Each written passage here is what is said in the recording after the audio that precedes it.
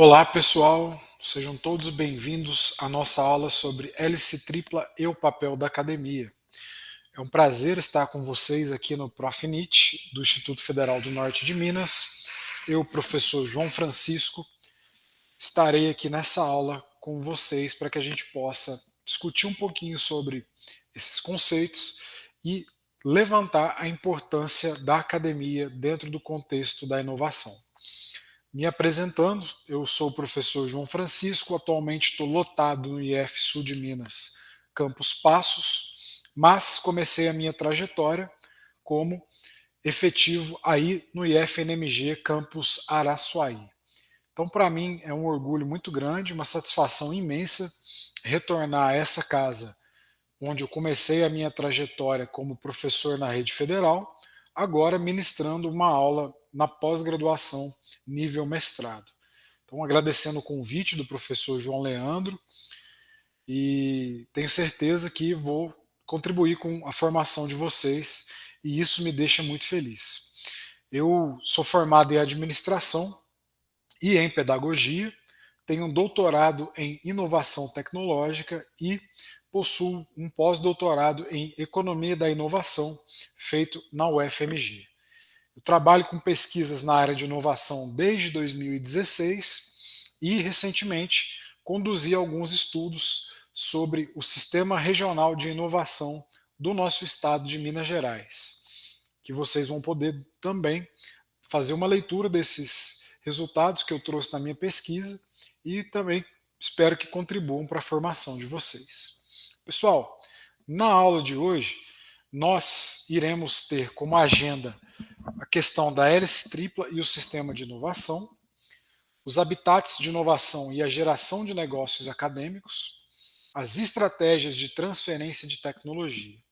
E temos como objetivo, ou seja, ao final da aula, eu espero que vocês estejam aptos a compreender o modelo da hélice tripla no contexto da inovação, explorar a geração de empreendimentos inovadores a partir da academia, analisar o papel dos habitats de inovação na transferência de tecnologia e, por fim, identificar estratégias de transferência de tecnologia para empresas science-driven e cadeias regionais. Lembrando sempre que eu incentivo os meus alunos, sobretudo aqueles da pós-graduação, seja especialização, mestrado ou doutorado, a transcenderem tudo aquilo que a gente traz de leitura nas nossas aulas. Então é fundamental que vocês façam leituras adicionais, busquem outros artigos que discutem tudo aquilo que a gente vai trazer hoje. Porque é importante que vocês tenham esse hábito de ampliar a leitura e aprofundar para buscar novas fontes do conhecimento. Então façam sempre essa busca e ampliem o horizonte do conhecimento de vocês. Pessoal, vamos lá então. Vamos discutir um pouquinho a questão da hélice tripla e as suas expansões. Para discutir esse conceito, eu gostaria que vocês imaginassem a hélice tripla como se ela fosse um catavento. Imagino que todos já tenham visto um catavento, ou ao vivo aí, né, na infância, é uma coisa que era bem comum, ou se vocês digitarem no Google aí, vocês vão ter a ideia, a representação de que é um catavento.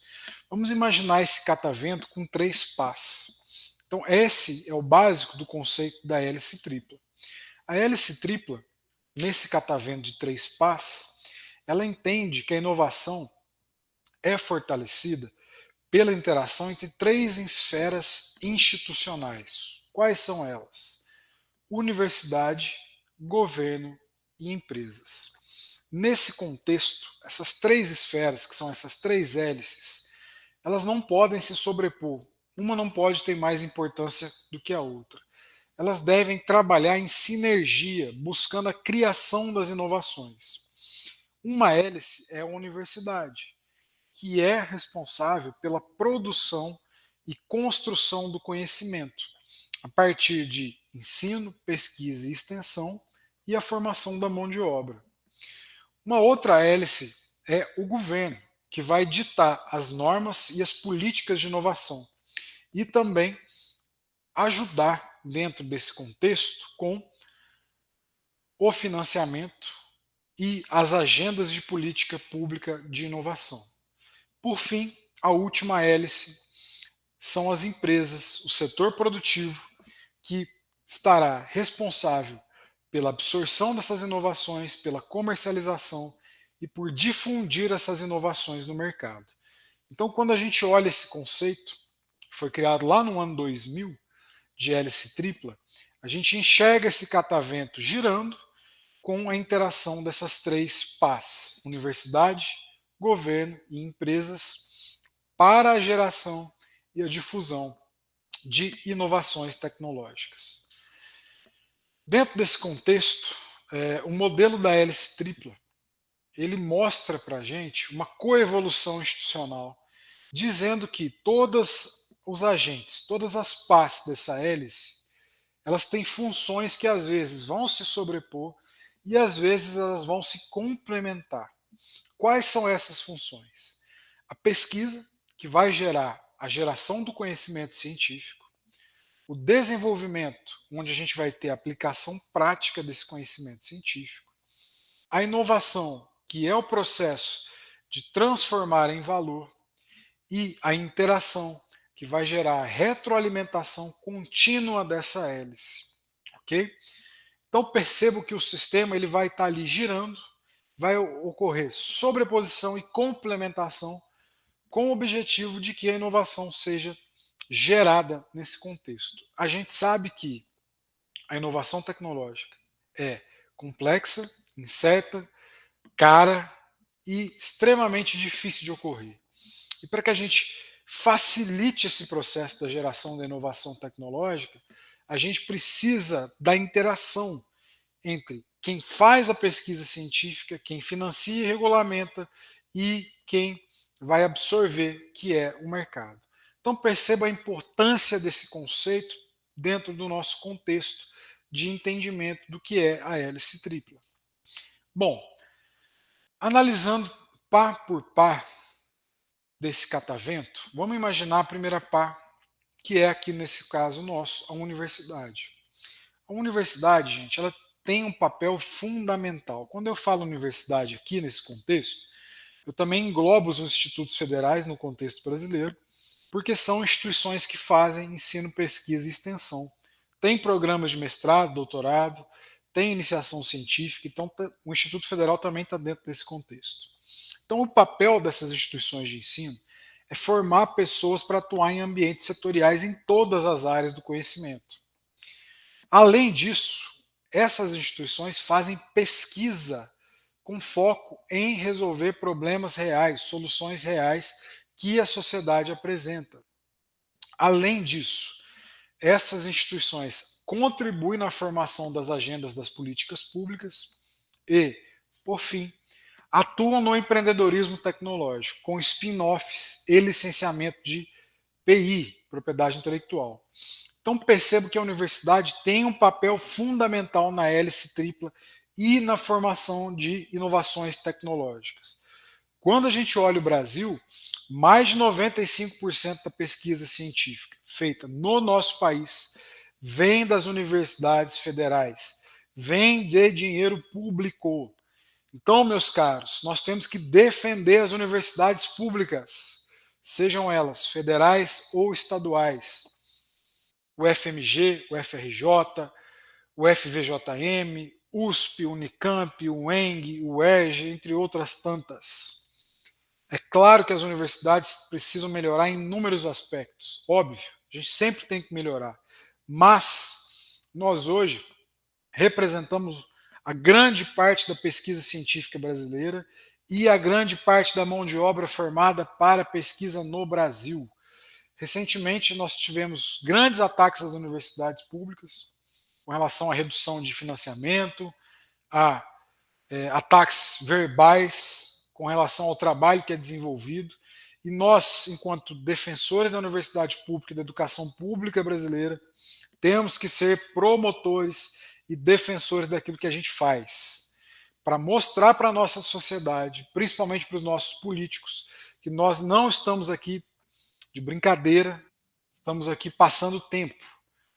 Muito pelo contrário, nós estamos aqui para desenvolver o Brasil, para formar mão de obra qualificada, para fazer pesquisa de ponta, com todas as dificuldades que nós temos, e para desenvolver um empreendedorismo com spin-offs de ponta. Então nós temos que levar a universidade pública do Brasil a sério, entender a importância que nós temos como promotores de política pública, de inovação, de pesquisa, de extensão, de mudança de vida. O Brasil só vai mudar, só vai ter produtividade, só vai ter crescimento econômico perene, só vai ter inovação com universidade forte. A partir do momento que a sociedade entenda que a universidade é fundamental, que também a educação básica é fundamental, e nós não estamos aqui enquanto professores a passeio. Nós estamos aqui para mudar realidades. Então, a universidade ela tem um papel fundamental dentro da hélice tripla, porque é nela que nós teremos a inovação, a pesquisa, os spin-offs e o desenvolvimento. Dentro desse contexto, a universidade ela tem que ser empreendedora, ou seja, ela tem que ter uma transformação organizacional, institucional, sendo menos burocrática, mais dando suporte para o empreendedorismo, criando redes colaborativas com outras universidades, com o setor produtivo, com prefeituras, com governos estaduais, buscando parcerias estratégicas e fazendo um ensino empreendedor, que é um ensino que ensine para o jovem que o empreendedorismo, embora não seja fácil, é um caminho, e é um caminho bom. É um caminho no qual o jovem pode caminhar, mas que será mais fácil se ele aplicar as ferramentas de gestão que existem dentro das ciências para que ele possa reduzir as dificuldades do empreendedorismo. Então, a universidade empreendedora ela tem um papel ativo nas redes de inovação, porque é a partir desse conceito que serão criados patentes, inovações, marcas, desenhos industriais, softwares, uma inovação de uma maneira ampla. Então percebam que nós precisamos criar no Brasil e difundir cada vez mais o conceito de universidade empreendedora. E aí não ter apenas uma universidade que transforme a seu jeito de ser com novas políticas de inovação e empreendedorismo que fiquem apenas no papel, mas que sejam políticas empreendedoras e de inovação que de fato transformem vidas, que de fato criem inovações.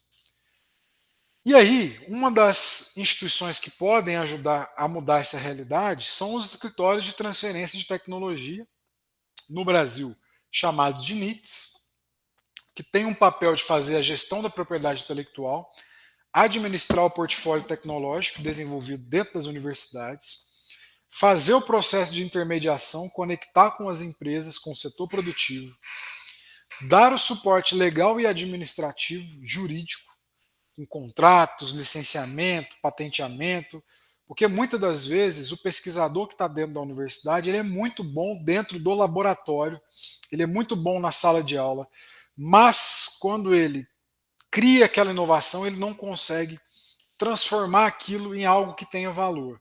E aí entra o papel do NIT de dar esse suporte, de fazer a gestão e a intermediação e apoiar as spin-offs, as empresas nascentes.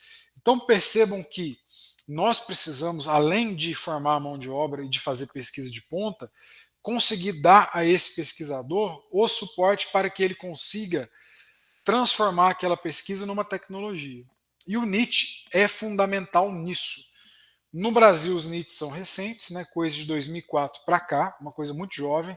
Os NITs sofrem com algumas dificuldades, né, são instituições que têm muitos bolsistas, então há uma alta rotatividade de mão de obra, isso atrapalha o desenvolvimento dos projetos, mas nós precisamos fortalecer esses escritórios de transferência de tecnologia, caso a gente queira ter uma ciência desenvolvida de ponta, que entregue tecnologias para a gente, com spin-offs, patentes, empresas e tudo mais. E aí a gente tem algumas organizações híbridas que ajudam nesse processo de formação de mão de obra, nesse processo também de formação de inovação e tecnologia. As empresas juniores são fundamentais, porque elas fazem extensão e é a partir delas que os estudantes vão aplicar conhecimentos em projetos, vão desenvolver prática, vão ter o suporte de professores nas consultorias, e o Brasil tem um movimento de empresa júnior bem forte. Nós temos empresas júniores de áreas específicas do conhecimento, ADM, engenharias. Nós temos também empresas júniores que são multidisciplinares, né, que juntam aí diferentes cursos buscando dar soluções para o mercado, então faz total sentido. Temos também os ambientes de inovação para o desenvolvimento de startups, né? E isso faz total sentido, como aceleradoras, incubadoras, laboratórios maker, e temos também as fundações de apoio que dão suporte administrativo, financeiro a projetos, para que a gente consiga captar esses recursos e transformar esses recursos em inovação tecnológica e em pesquisa de ponta. Porém, gente, com o passar do tempo, novas hélices foram sendo incluídas. O catavento aumentou. A gente passou a enxergar lá em 2012, 12 anos depois do modelo da hélice tripla, que a hélice deveria ganhar mais uma pontinha ali. E aí foi incluída nessa nova hélice a discussão da sociedade civil. E de fato faz sentido, porque a sociedade civil ela cocria inovação quando a gente pensa num sistema de inovação aberta e ela também dá legitimidade para a inovação. Afinal de contas, se a gente inventa algo e a sociedade não compra, não vira nota fiscal, a gente não tem inovação. Então a sociedade civil no modelo de hélice quádrupla, ela passa a ser um co-criador da inovação e ela faz total sentido ser adicionada nesse contexto de hélice, para que a gente aumente esse escopo e tende a compreensão de que a hélice é maior do que a gente imaginava.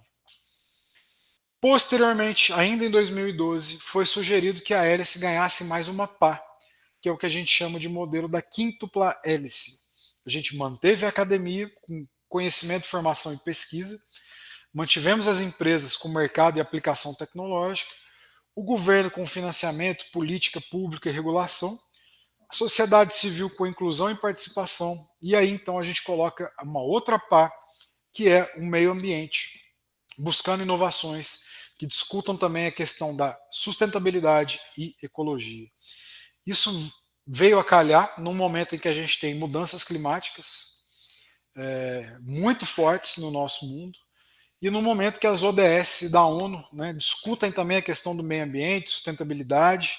Então isso faz total sentido, a gente pensar o meio ambiente, a sociedade civil, o governo, as empresas e a academia girando nesse catavento em que a gente vai ter a geração de inovações a partir desse contexto. Então a gente teve essa ampliação em 2012 ainda para um modelo que discute 5 hélices. Tá? Não são todos os autores que discutem as 5, alguns discutem ainda as 3, outros 4, outras 5, mas é uma abordagem que faz sentido e faz a gente pensar dentro desse contexto. E aí, meus caros, nós temos os mecanismos de interação e fluxo de tecnologia, né, na relação academia-indústria. Nesse gráfico aqui que está posto para nós, dividido em 3 fases. A primeira fase é logo no início da interação, né, onde a interação ocorre com congressos, simpósios, publicações de trabalho científico, treinamento, doações. E o fluxo da academia para a indústria ainda é quase que pequeno, incipiente, fraco. Isso dura alguns meses, chega ali a 1 ano no máximo, quando a gente passa para a segunda fase, que são os serviços, onde a gente tem licença de patente, contrato de pesquisa, consultoria, intercâmbio de pesquisadores. Há uma interação maior, isso dura de 1 a 3 anos, e de 3 anos a vários anos a gente tem a fase 3, onde há a integração e parceria em parques científicos e tecnológicos, incubadoras de empresa, conselho consultivo de empresas, programas de parcerias tecnológicas, reformas curriculares e tudo mais. Então percebo que a interação e o fluxo de tecnologia na relação academia e indústria, ela tem fases, essas fases vão mudar a intensidade do fluxo da academia para a indústria, sendo mais intenso ou menos intenso, e que no final a gente quer gerar a fase 3, atingindo ali uma integração e parceria entre academia e indústria. No Brasil, no caso específico nosso, nós precisamos aumentar essa integração, torná-la mais forte. Nós ainda engatinhamos nisso, embora tenhamos melhorado nos últimos anos, mas precisamos ter cada vez mais uma integração mais forte entre academia e indústria. E aí, meus caros, nós temos as interações e o que a gente chama de ecossistema de inovação. No Brasil, o Albuquerque da UFMG e a Márcia Rapini, eles já fizeram alguns estudos muito legais, muito interessantes sobre o Sistema Nacional de Inovação. Recomendo a leitura para vocês. E o Sistema Nacional de Inovação, né, discutido por Freeman, neo-schumpeteriano, em 1987, ele vai trazer para a gente que um Sistema Nacional de Inovação é aquele sistema constituído por uma rede de instituições do setor público e privado, cujas atividades e interações iniciam, importam, modificam e difundem novas tecnologias. Então, dentro dessa lógica, vão compor o Sistema Nacional de Inovações as instituições de ciência e tecnologia, as políticas públicas, que são as diretrizes e programas governamentais, as empresas, né, o setor produtivo e o mercado, e o financiamento, que são os mecanismos de apoio financeiro. E aí a gente pode fazer esse recorte, né, reduzindo para sistemas regionais de inovação. Se eu quiser estudar só a região Sudeste, só o estado de Minas Gerais, só a região metropolitana de Belo Horizonte, por exemplo, eu consigo fazer esses recortes menores, baseado na literatura aí dos neo-schumpeterianos, e verificar as características dos sistemas regionais e não somente dos sistemas nacionais. Inclusive, meu estudo de pós-doutorado, eu fiz um recorte no Sistema Regional de Inovação do Estado de Minas Gerais, buscando compreender as mudanças nos últimos 20 anos. Tá? Quem quiser procurar aí, eu publiquei alguns artigos em congresso, em texto para discussão, alguns outros estão em análises de algumas revistas, estou aguardando aí o retorno, mas basta digitar Sistema Regional de Inovação Minas Gerais e o meu nome completo que vocês vão achar esses estudos. E aí no Brasil, assim como em Minas Gerais, a gente tem um sistema de inovação ainda imaturo, que não atingiu a sua maturidade, não está completo, e que ele é formado por um conjunto de instituições, instrumentos, políticas e atores que interagem para promover o desenvolvimento científico, tecnológico e inovador do Brasil. A efetividade do sistema brasileiro de inovação vai depender da articulação entre empresa, academia, governo e sociedade. Por conta disso, o nosso sistema ainda não é maduro, né? A gente ainda tem uma burocracia muito grande para conseguir articular de maneira ampla empresa, academia, governo e sociedade. Há uma resistência do setor produtivo para a inovação.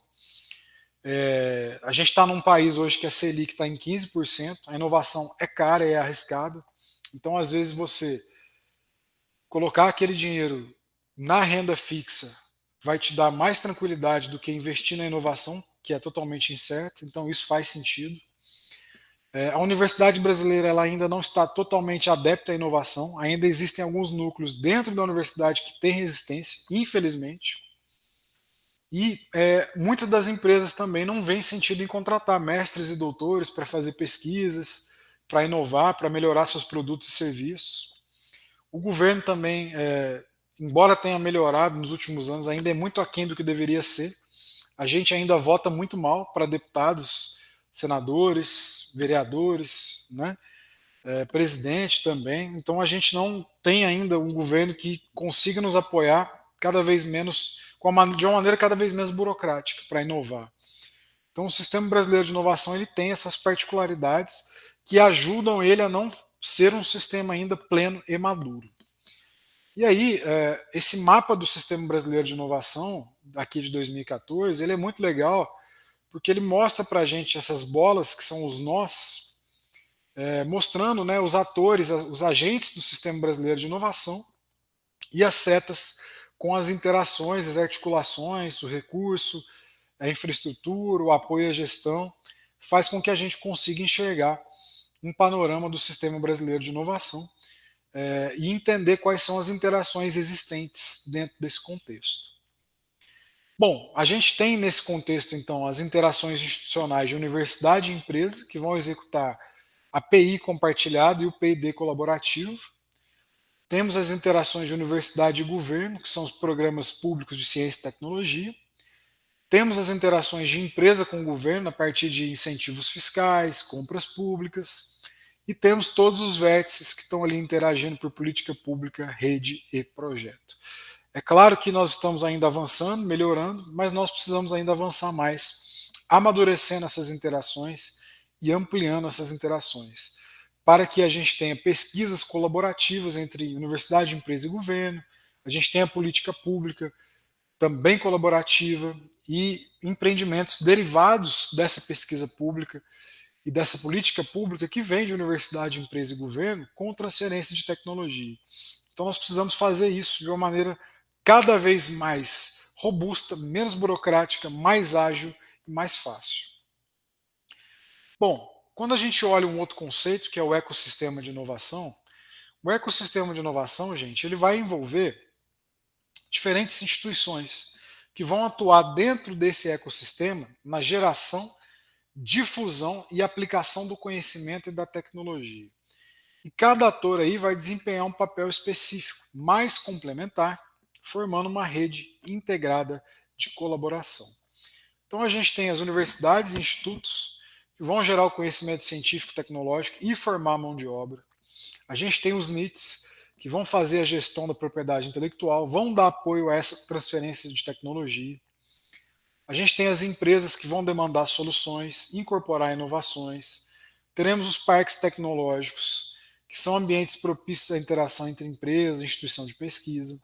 A gente tem investidores e fundos que vão financiar projetos inovadores. Temos também os governos, né, federal, estadual e municipal, que vão contribuir nas políticas públicas, nos incentivos fiscais, nos marcos regulatórios. As agências de fomento que vão fazer financiamento não reembolsável, né, FINEP, por exemplo, Programa de Apoio à Inovação, né, BDMG, BNDES, FAPEMIG, FAPERJ, FAPESP, por exemplo. Nós temos os hubs de inovação, que são os espaços de convergência, conexão e colaboração entre diversos atores do ecossistema. A sociedade civil, que vai adotar e demandar as inovações e também contribuir no contexto da inovação aberta. E, por fim, teremos as aceleradoras e incubadoras, que são aquelas instituições que vão dar suporte ao desenvolvimento inicial de empreendedorismo e principalmente desse empreendedorismo inovador, que é o empreendedorismo que a gente carece para fazer a inovação tecnológica. A gente tem também os marcos legais da inovação no Brasil. Como eu falei para vocês, o Brasil avançou muito nos últimos anos do ponto de vista legislativo, trazendo novos instrumentos legais para regular e incentivar o desenvolvimento científico, tecnológico e inovador do nosso país. Tá? A Constituição Federal ela traz isso nos artigos 218 e 219, trazendo que o Estado tem o dever de promover e incentivar o desenvolvimento científico e a capacitação tecnológica. E, posteriormente, a Constituição nossa, a gente teve várias leis. A Lei de Inovação, o Marco Legal, Ciência e Tecnologia e Inovação, a Lei do Bem, a Lei da Propriedade Industrial, a Lei de Informática, a Lei das Fundações de Apoio, a Lei dos Fundos Setoriais e, por fim, o novo Marco Legal de Startups. Alguns estados brasileiros fizeram leis também nesse sentido, para facilitar a inovação tecnológica. Minas Gerais eu sei que tem algumas leis nesse sentido, e alguns municípios também, como Belo Horizonte. Tá? Então é importante esse avanço para que a gente consiga desburocratizar a inovação tecnológica no Brasil e dar segurança jurídica também para a inovação tecnológica no Brasil. Então a gente avançou muito, mas ainda isso é recente. Né? A nossa Constituição Federal é muito nova e essas leis de inovação são também muito novas. Né? Não há nenhuma lei aí com mais de 30 anos.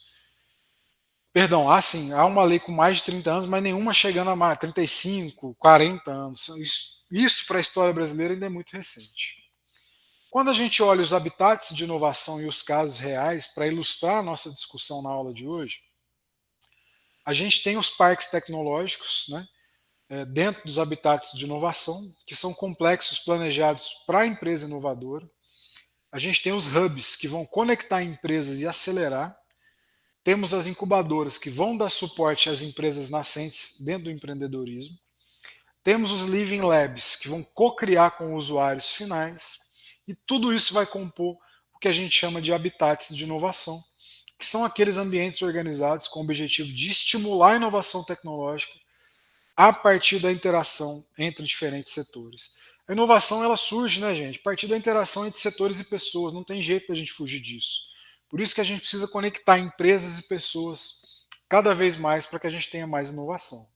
No Brasil, nós temos vários exemplos de habitats de inovação, né, incubadora, que apoia a ideia inovadora em início, em estágio inicial. Aqui no IF Sul de Minas, Campos Passos, temos uma incubadora que eu já presidi, que é a Incetec. Temos aceleradoras que vão dar suporte a startups que ainda estão em estágio de validação e tração. Temos parques tecnológicos que vão promover a integração entre instituições de ensino, empresa e governo. Eu, particularmente, gosto muito do BHTech, já visitei o BHTech, recomendo a vocês que, se tiverem a oportunidade, visitem, que é um parque fantástico. Temos o Hub de Inovação em BH também, o chamado São Pedro Valley, que conecta startups, empresas e investidores. Temos os espaços de coworking, né, que vão oferecer trabalho compartilhado de maneira colaborativa. Aqui no IF Sul de Minas, Campus Passos, temos um espaço de coworking. Temos o Living Lab, que criam ambientes de experimentação em contextos reais. E temos polos tecnológicos, né, que concentram empresas de base tecnológica em uma região geográfica. Em Minas Gerais, no sul de Minas, nós temos o Vale da Eletrônica, localizado em Santa Rita do Sapucaí, que é um vale muito famoso. Então nós temos esses habitats de inovação no Brasil, no nosso contexto, do nosso país. Temos redes e estruturas nacionais de apoio à inovação, que vão dar suporte à transferência de tecnologia e inovação, gente, de maneira coordenada, estratégica, buscando fortalecer a articulação entre os diferentes atores do ecossistema brasileiro. Amprotec no Brasil é muito forte, né, que é a Associação Nacional de Entidades Promotoras a Empreendimentos Inovadoras, o Fortec, que é o Fórum Nacional dos Gestores de Inovação e Transferência de Tecnologia, o RNAI, o RNTIT. Então nós temos no Brasil essas redes que dão suporte ao processo de inovação.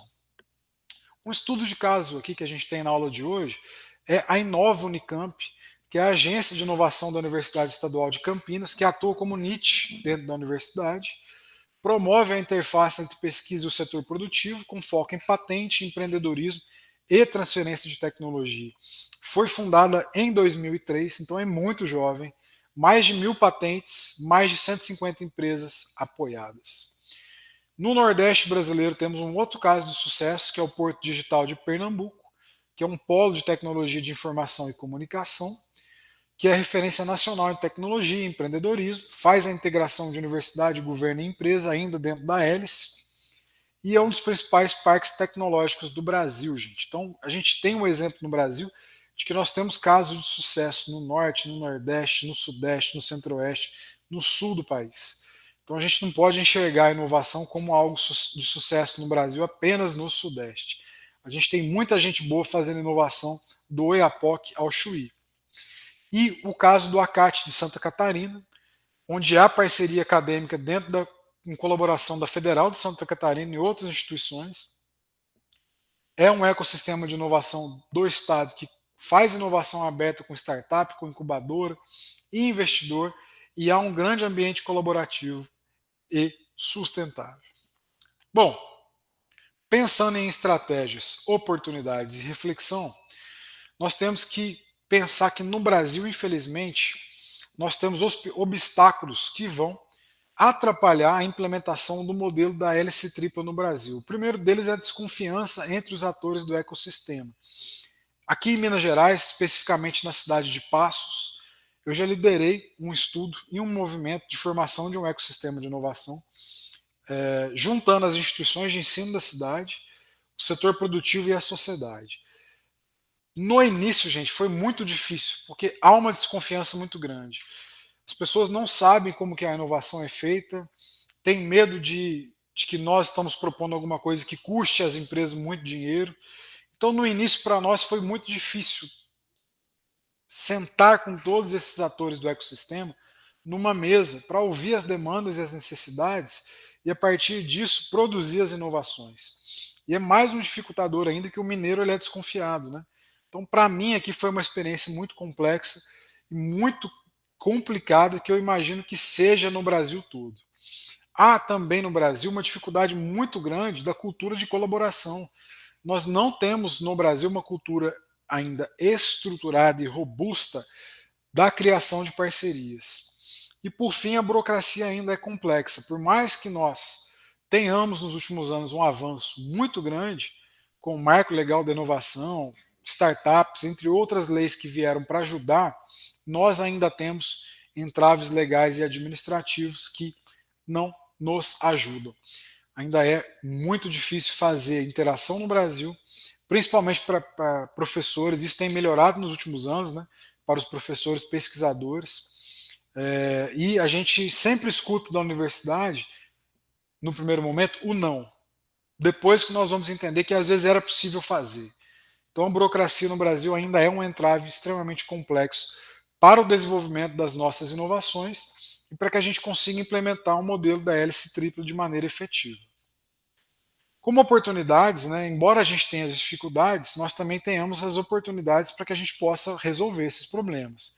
Precisamos pensar no impacto local, desenvolver inovações com base nas necessidades de cada local, buscar atração de recursos para que a gente tenha o financiamento de projetos de forma colaborativa e inserir essa mão de obra formada nessas instituições de ensino com uma ideia de formar um mercado inovador, de serem empreendedores com intraempreendedorismo e com empreendedorismo comum, digamos assim, para que a gente tenha uma formação de mão de obra empreendedora que entenda e descubra essas oportunidades e assim consiga formar ambientes cada vez mais inovadores. E aí, gente, o papel da pós-graduação profissional é fundamental, que é o caso da pós-graduação de vocês, que buscam identificar um problema do setor produtivo, realizar uma pesquisa ao redor desse problema, em que nós tenhamos a todo momento a avaliação e o impacto e o ajuste necessário dessa pesquisa, para que no final a gente consiga fazer a transferência e implementar isso no ambiente real. Por isso que é necessário que vocês tenham um objetivo específico do projeto de mestrado de vocês muito bem traçado, em que o problema esteja muito bem delimitado, para que vocês consigam fazer a avaliação do desenvolvimento dessa pesquisa e, ao final, transferir essa tecnologia, resolvendo um problema do setor produtivo. E a pós-graduação profissional no Brasil tem esse papel. Por isso que nós precisamos cada vez mais apoiar e desenvolver mestrados e doutorados profissionais ou industriais que busquem solucionar problemas que o setor produtivo precisa resolver para aumentar a sua competitividade, para inovar, para criar vantagem competitiva. Por isso, é importante a gente ter cada vez mais cursos com essa vocação no nosso país. Além disso, precisamos fazer também conexões globais, gente. A Triple Helix Association, RIS3, Horizon Europe. Nós precisamos entender o que os outros países estão fazendo de positivo e copiar aqui. E também levar para eles tudo que a gente faz de bom, para que a gente também implemente e discuta aquilo que a gente faz de bom em outros países. Então, o intercâmbio e as conexões globais, quando a gente fala de inovação, são fundamentais para que a gente inove, crie vantagens competitivas e se posicione. Às vezes a gente tem um complexo de vira-lata de achar que tudo que a gente faz no Brasil é ruim, mas não é assim. A gente tem bons exemplos, a gente tem boas empresas inovadoras, ótimas universidades inovadoras. Precisamos conectar globalmente, internacionalizar e trocar experiências. Porque inovar é também trocar experiências. E aí, meus caros, eu gostaria que vocês fizessem uma reflexão sobre a ICT de vocês. Como é o empreendedorismo na ICT de vocês? Ela atua como universidade empreendedora ou simplesmente tem uma disciplina de empreendedorismo para cumprir tabela ali? Ela possui política de inovação consolidada ou ela só tem uma política de inovação que está num documento em PDF ou impresso ali para virar alimento de traça? Está simplesmente no papel e nunca foi colocada para funcionar. E o ecossistema que essa universidade está inserido, ou essa instituição de ensino, está lá na Torre de Marfim, ou está dialogando com a sociedade para buscar resolver os problemas reais? É uma reflexão que a gente tem que fazer a todo momento. Caso contrário, a gente perde a nossa essência de universidade empreendedora. Caso a gente não esteja ensinando os alunos a empreender, ter uma política de inovação consolidada e que apareça no dia a dia e que esteja inserida nos problemas reais que nós precisamos resolver no nosso contexto social, econômico, ambiental e tudo mais. Meus caros, de maneira geral, na aula de hoje, a gente pôde entender os conceitos centrais da hélice e as suas extensões, as estruturas e os atores do Sistema Nacional de Inovação do Brasil, as regras institucionais, que são as leis e as políticas, as tipologias e os habitats de inovação no Brasil, dentro do nosso ecossistema, as tipologias e funções dos habitats de inovação dentro do nosso ecossistema, as conexões internacionais e o posicionamento do Brasil em redes globais de inovação, e a reflexão sobre o papel estratégico do ponto focal do Profinit nos ecossistemas regionais. Deixo aqui algumas atividades de reflexão e fixação para vocês, que estão disponíveis aqui no nosso slide. Façam a leitura, façam essas atividades de reflexão e fixação, porque elas vão ajudar vocês, junto com a atividade prática, a entender tudo isso que eu falei na aula de hoje e colocar em prática. Aqui estão as bibliografias utilizadas na aula de hoje. Agradeço a todos vocês pela audiência. Desejo a todos uma ótima semana, uma ótima aula, bons estudos e até a próxima. Um abraço.